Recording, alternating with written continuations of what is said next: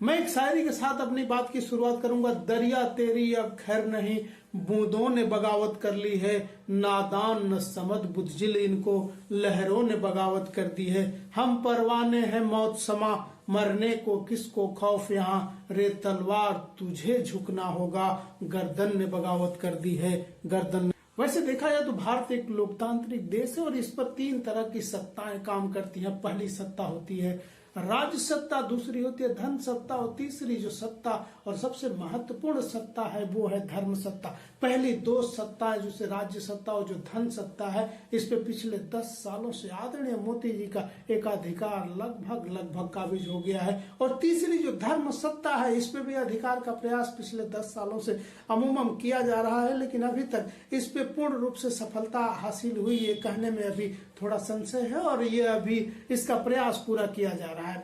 अगले 22 जनवरी को भव्य राम मंदिर अयोध्या में मूर्तियों की प्राण प्रतिष्ठा का कार्यक्रम लगाया गया है, जिसमें मुख्य अतिथि के रूप में आदरणीय मोदी जी होंगे और वही मूर्तियों की प्राण प्रतिष्ठा का कार्य करेंगे। इन सबको लेकर के जो अभी तक जो बड़े बड़े मंदिरों में मूर्तियों की प्राण प्रतिष्ठा का जो कार्यक्रम होता रहा है, उसमें अमूमन जो सिद्ध पीठ के संत हैं उन्हीं के द्वारा ये कार्यक्रम संपन्न होता रहा है। लेकिन पिछले कुछ दिनों से ये धारणा बदली है। जैसे आप काशी विश्वनाथ मंदिर को ले लें या महाकाल उज्जैन के मंदिर को ले लें, इन सभी बड़े मंदिरों में जब भी कोई कार्यक्रम लगता है, जब भी कोई भव्य आयोजन होता है, इसमें मुख्य रूप से मोदी जी ही मुख्य अतिथि के रूप में होते हैं। कोई बाकी बड़ा सिद्ध संत इसमें दिखाई तो देते हैं, लेकिन उनकी उपस्थिति गौण ही होती है, ज्यादा मायने नहीं रखती।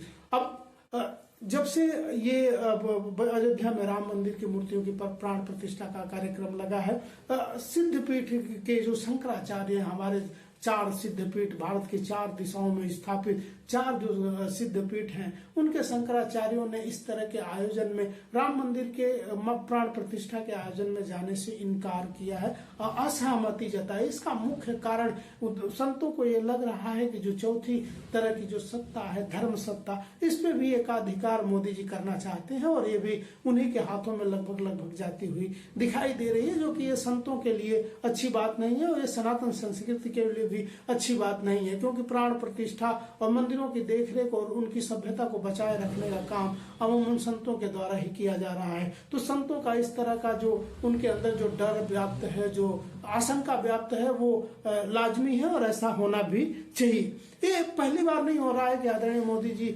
सभी तरह की सत्ताओं पे आसीन होने के लिए जी तोड़ प्रयास किया जा रहा है और मोदी जी को उसमें सफलता दिखाई दे रही है। इस तरह के प्रयास मुख्य लंबे समय से इस देश की प्रधानमंत्री रही, लगभग 21 सालों तक इस देश में प्रधानमंत्री रही इंदिरा गांधी, उनके तरफ से भी ये प्रयास किया गया था। उन्होंने भी लगभग राज सत्ता और धन सत्ता पे अपना एकाधिकार स्थापित कर लिया था, लेकिन उस समय विरोध करने का तरीका था और लोग इंदिरा गांधी की बातों को विरोध करते थे, जो कि आज असंभव सा दिख रहा है, कोई विरोध करने वाला दिख नहीं रहा। उस समय विपक्ष में राम मनोहर लोहिया सरीखे नेता थे, उनके संगठन में उभरते हुए नौजवान नेता मुलायम सिंह यादव थे, लालू प्रसाद यादव थे, शरद पवार थे, नीतीश थे, रामविलास पासवान थे।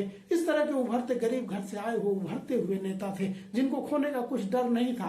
वो पाना ही, जो भी वो कर रहे थे, जो संघर्ष कर रहे थे, उसमें उनको पाना ही पाना था और वो लोहिया जी के साथ संघर्ष, कंधे से कंधा मिला करके संघर्ष किया और उनको इंदिरा गांधी की सत्ता को उखाड़ फेंकने में इस तरह के उभरते हुए नेताओं का बहुत बड़ा योगदान था। जबकि आज के समय में अगर देखा जाए तो राजनीतिक पार्टियां उन्हें, वो नेता बड़े होके वो आज की डेट में राजनीतिक पार्टियों का जो दायित्व है उनके बेटों के हाथों में चला गया है और इतनी धन संपदा इकट्ठी कर ली गई है, इतना सुख और सुहरत इकट्ठा कर लिया गया है कि उनके बेटे हमेशा ये डरे रहते हैं कि कहीं ये धन संपदा चली न जाए। और बीजेपी लगातार प्रयास करती रहती है कि ईडी और सीबीआई के माध्यम से इनको डराया और धमकाया जाए, ताकि इस तरह की गतिविधियों में शामिल न हो पाए और इस तरह से इनके अंदर एक डर का माहौल पैदा किया जाए कि जो धन और संपदा है वो तुम्हारे हाथों से निकल जाएगी। तो इस तरह से ये जो राजनीतिक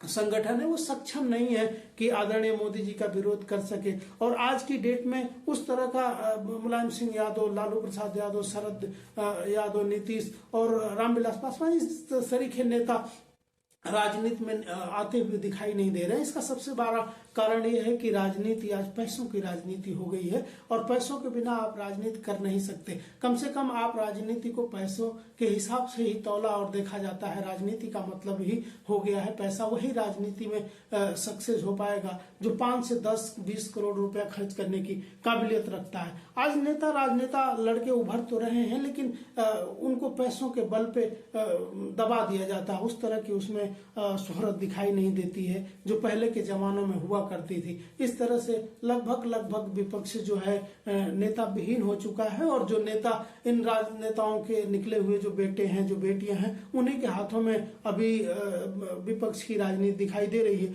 और इतने वो सक्षम नहीं है कि वो मोदी जी का विरोध कर सकें, क्योंकि वो ऑलरेडी सीबीआई और ईडी से इतने दबे हुए हैं, अपनी धन सत्ता को जाने का इतना डर सता रहा है कि वो विरोध करने की हालत में बचते नहीं है।